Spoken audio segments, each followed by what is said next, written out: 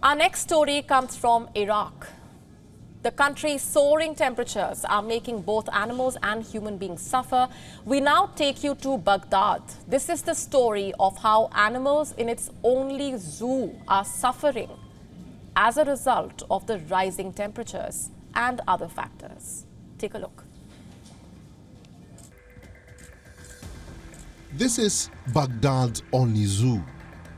As the scorching summer heat continues to make people sweat, animals in the zoo are suffering as well. The Iraqi capital has been dealing with punishing heat, with temperatures on Monday breaching 50 degrees Celsius for the second day in a row.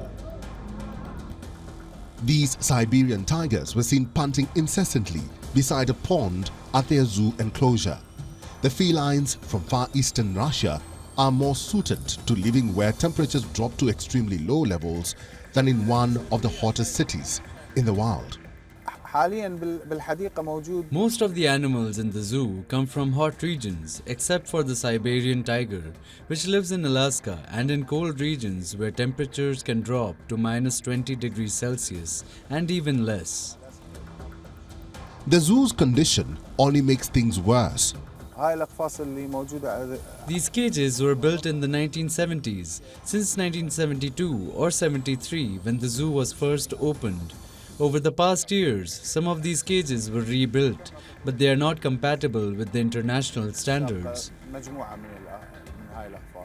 There are roughly 900 animals here, including lions, exotic birds, bears, and monkeys.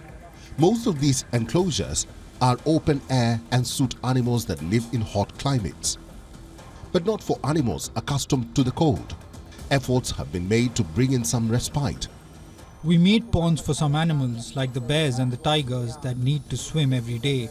This water is cleaned and filled every day, so it needs care. We also use air conditioners, which we have in most animal cages. We provide what we can, from air conditioners to ponds for swimming, in order to tone down the effect of climate change in Iraq.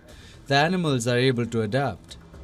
According to the United Nations, Iraq is one of the 5 countries in the world most touched by the effects of climate change. Currently, the country is facing its 4th consecutive year of drought. It is unable to provide sufficient electricity to meet domestic needs and faces power cuts that can last up to 10 hours a day. We had animals dying as 2 weeks ago the electricity shut down for 3 days in Zawara Park, and some animals and birds died. The lifespan of the animals is shorter compared to other zoos. The zoo's Siberian tigers live for 17 or 18 years, while their counterparts in other zoos have a life expectancy of 20 to 25 years. If you ask me whether the animals are able to adapt completely with what we are providing, I'd say of course not. The animals are stressed and their life expectancy will be shorter. The Siberian tiger can live in a cage for 20 to 25 years. Here, it only lives for 17 or 16 years because of the heat and climate change. Bureau Report, WION, World is One.